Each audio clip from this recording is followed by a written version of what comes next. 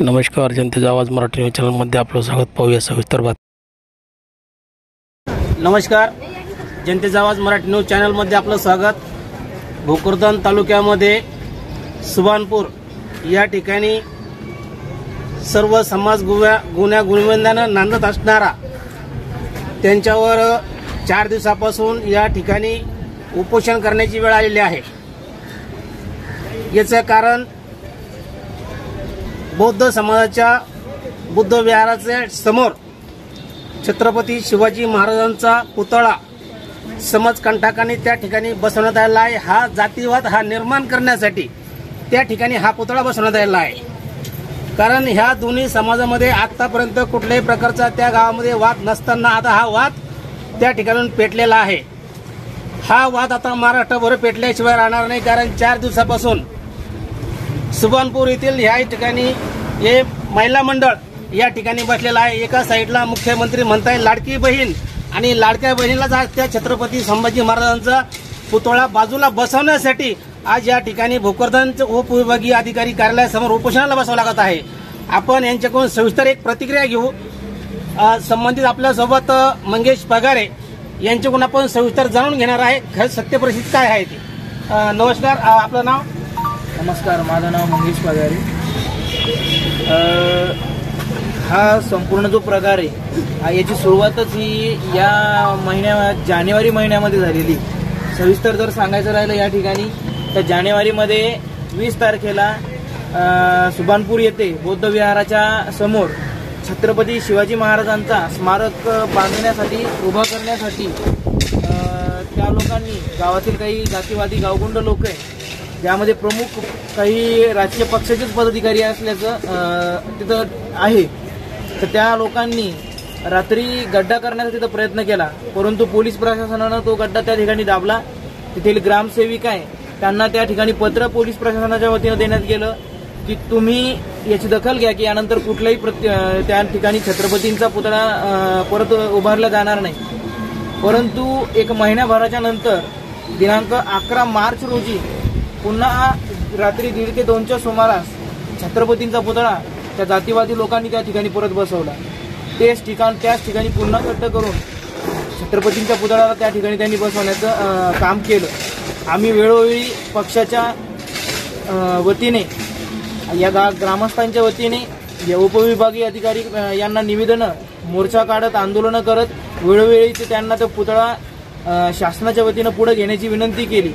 परंतु शेवटी इथलं तहसीलदार प्रशासन असेल, महसूल प्रशासन, सामाजिक बांधकाम विभाग प्रशासन असेल, हे उपविभागीय अधिकारी प्रशासन असेल आणि गट विकास अधिकारी पंचायत समिती कार्यालय भोकरदन यांनी आमच्या कुठल्याही निवेदनाला दखल न घेता तो पुतळा त्या ठिकाणावरून जरासा किंचित भरही हटवण्याचं आम्हाला आढळलेलं नाही.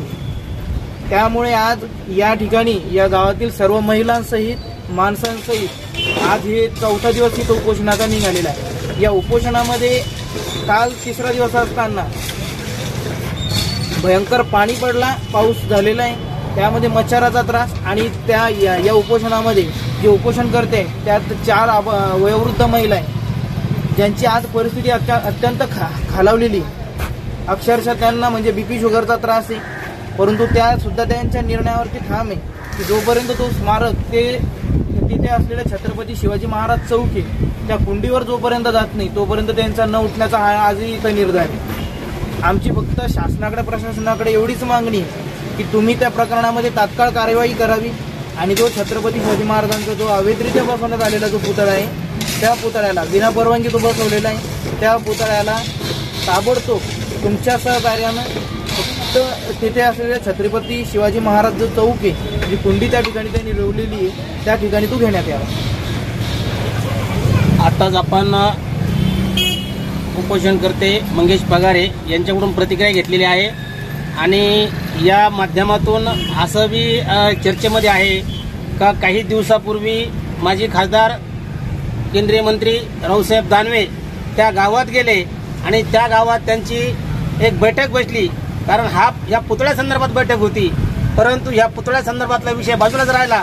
पण त्यांच्या माध्यमातून हा प्रश्न मार्गी लागलेला नाहीये. तर असा विषय होतोय की त्यांच्याकडून जर समजा हा एका गावाचा विषय मार्गी लागत नाही तर बाकीचे विषय कसे मार्गी लागतील हा एक जनतेसमोर हा एक मोठा प्रश्न पडलेला आहे. आता आपण महिला आहेत या ठिकाणी, आता आपण प्रतिक्रिया घेतलेली आहे आणि या ठिकाणी शासनाने या उपोषणाकडे पाठ फिरवलेले आहे असं लगेच दिसतंय. आणि याच्यामध्ये आपण कृष्णा पांचाळकर सर त्यांना मी मॅसेज सुद्धा केलेला आहे आणि त्यांचं आणि माझं आज 4 वाजेपर्यंत बोलणं होणार आहे या उपोषणा संदर्भामध्ये. त्याच्यानंतर इथं आमदार आहेत संतोष दानवे, माजी आमदार आहेत, ते नंतर रनिंग कल्याण काळे खासदार आहेत, यांचंही काम होतं व त्या ठिकाणी हा वाद मिटवण्याचं. परंतु असं कुठल्याही प्रकारचं काही दिसून येत नाही का हे राजकीय पुढारी फक्त यांचे मतदान घेण्यासाठी, फक्त पोळी भाजण्यासाठी ह्या गावात जातात आणि असा कुठलाही तरी वाद निर्माण जर झाला तर यांचं फक्त यांच्या राजकारणाकडेच लक्ष असतं. अशा तंटाकडे लक्ष द्यायचं काम नाहीये आणि हे काम करतही नाही असं या ठिकाणी आपल्याला दिसून आलं. आताच्या आलेल्या उपोषणाची कधी अगोदरची आहे ना, मी औरंगाबादून आले. आईची तब्येत काल खराब झाली पेशंटला बसल्यामुळे. तर कधी आज काही करता जर काही जर झालं आईलाच आम्ही या शासनाला विचारणार झालं. त्यांना गोळ्या चालू आहेत, BP आहे, शुगर आहे आणि काल तब्येत भरपूर खराब झाली. डॉक्टर आले होते का? डॉक्टर आले होते का? काल परवा काल आलते म्हणे गोळ्या वेळा चालू आहे. काही समजा कोणी कोणाची काळजी घेऊन राहिले. पेशंटला बसल्यामुळे आईची तब्येत खराब झाली. बस जर कधी काही करता जर काही झालं तर आम्ही विचारणार झालो. 2 दिवसामध्ये या उपोषणाचा कुठल्या प्रकारचा मार्ग जर नाही लागला तर जनतेचा आवाज मराठी न्यूज चॅनलच्या वतीने पंचायत समिती या ठिकाणी त्या कार्यालयाला कुलूप लावण्यात येईल हा इशारा या ठिकाणी देतोय सगळ्यांच्या वतीने. चॅनलला सबस्क्राईब करा, बेल आयकॉन बटन दाबा, लाईक करा, शेअर करा.